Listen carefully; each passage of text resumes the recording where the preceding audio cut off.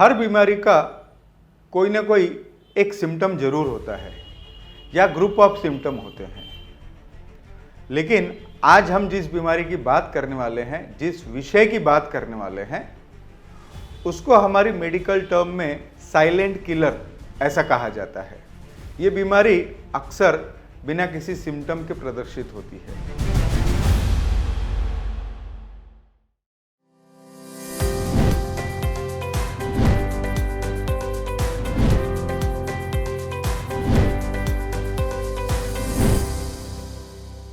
मित्रों नमस्कार, मैं डॉक्टर रवि हिरानी स्वागत करता हूं मेरे इस YouTube चैनल में। आज का जो विषय है ना, अत्यंत सामान्य, बहुत ही कॉमन विषय है जिसका नाम है ब्लड प्रेशर। देखिए, जब हम किसी डॉक्टर के पास जाते हैं तो वो डॉक्टर साहब कहते हैं कि मैं आपका बीपी चेक करता हूं, और वो ब्लड प्रेशर चेक करने के बाद वो आपको बताते हैं कि इससे पहले आपको कभी बीपी था, कुछ तकलीफ है, और usually majority of the patient बोलते हैं कि डॉक्टर साहब कोई तकलीफ नहीं है। फिर वो बोलते हैं कि आपका बीपी बढ़ा हुआ है। उसको हमारी मेडिकल टर्म में कहा जाता है हाइपरटेंशन। मैं आज विषय को बात कर रहा हूं, वो है ब्लड प्रेशर। देखिए, हमारे बॉडी में ना ब्लड जो है वो फ्लो होते रहता है आर्टरीज में, वेन्स में। जब वो ब्लड फ्लो होता है तो वो एक प्रेशर क्रिएट करता है, एक्सर्ट करता है, जिसको हम ब्लड प्रेशर कहते हैं। किसी एक एडल्ट का, किसी एक सामान्य व्यक्ति का ब्लड प्रेशर दो तरीके से होता है। एक रहता है सिस्टोलिक ब्लड प्रेशर, जिसको हम सामान्य भाषा में ऊपर का ब्लड प्रेशर कहते हैं, और एक रहता है डायस्टोलिक ब्लड प्रेशर, जिसको हम नीचे का ब्लड प्रेशर करते हैं। Systolic blood pressure commonly, normally 120 रहता है, जिसको हम मेडिकल टर्म में mm of Hg, mm of mercury ऐसा बोलते हैं। और डायस्टोलिक माने नीचे का ब्लड प्रेशर वो रहता है 80। अब ये जरूरी नहीं है कि ये ब्लड प्रेशर हमेशा ही 120 और 80 रहे। ये नॉर्मल वेरिएशन में भी हो सकता है, जिसको हम फिजियोलॉजिकल वेरिएशन कहते हैं। देखिए, सुबह में ब्लड प्रेशर जो है वो सामान्य रूप से कम या नॉर्मल रहता है। जैसे जैसे हम दिन भर की दौड़ धूप से, थकान से, मेंटल प्रेशर से शाम होती है, वैसे वैसे प्रोबेबिलिटी है कि आपका ब्लड प्रेशर 2, 4, 5, 10 पॉइंट से बढ़ सकता है। वो नॉर्मल है। यदि आप किसी तनाव में हैं तो टेम्पररीली आपका ब्लड प्रेशर बढ़ सकता है, वो भी एक नॉर्मल फिनोमेना है। यदि आपने कैफीन का इंटेक ज़्यादा किया, अल्कोहल का इंटेक ज़्यादा किया, तो मोमेंटरीली, टेम्पररीली आपका ब्लड प्रेशर थोड़ा सा बढ़ सकता है, वो भी एक नॉर्मल है।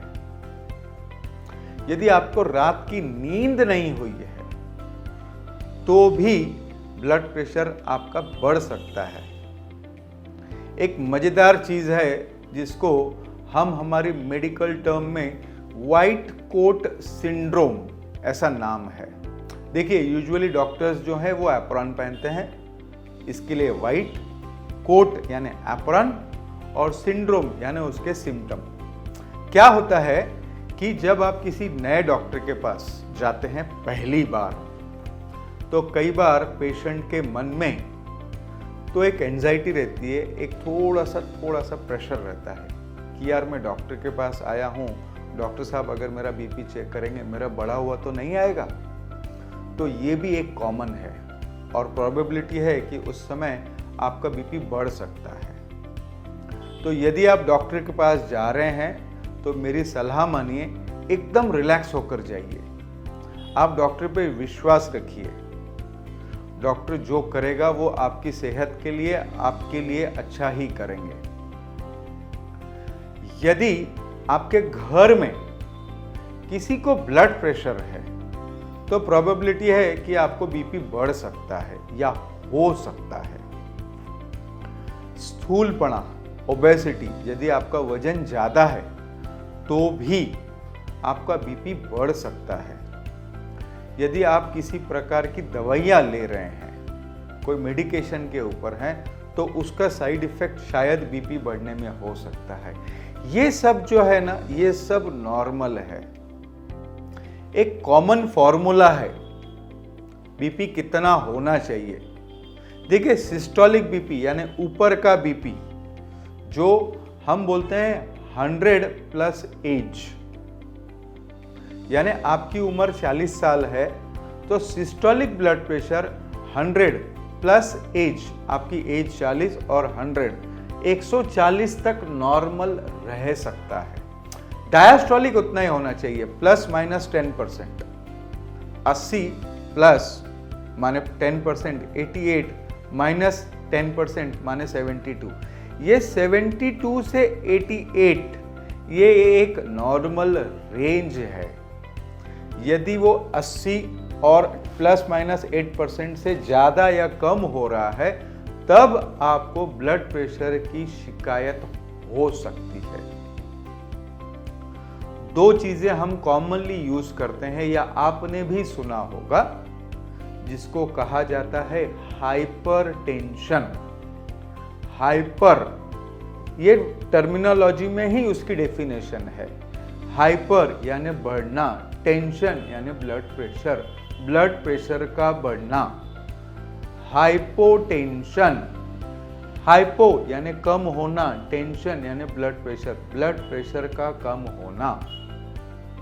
मैं अगले एपिसोड में आपके लिए एक हाइपरटेंशन और हाइपोटेंशन की बात करूंगा।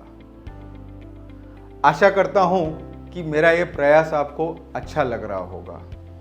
यदि अच्छा लग रहा होगा तो मेरे इस चैनल को जरूर सब्सक्राइब कीजिए। ये इन्फॉर्मेशन, ब्लड प्रेशर की इन्फॉर्मेशन ज़्यादा से ज़्यादा लोगों तक जरूर शेयर कीजिए, ताकि सामान्य रूप से लोगों के मन में जो मिसकंसेप्शंस हैं, जो डर है, वो निकले और आप हमेशा स्वस्थ रहें, हेल्दी रहें। इसी कामना के साथ मैं यहाँ समाप्त करता हूँ।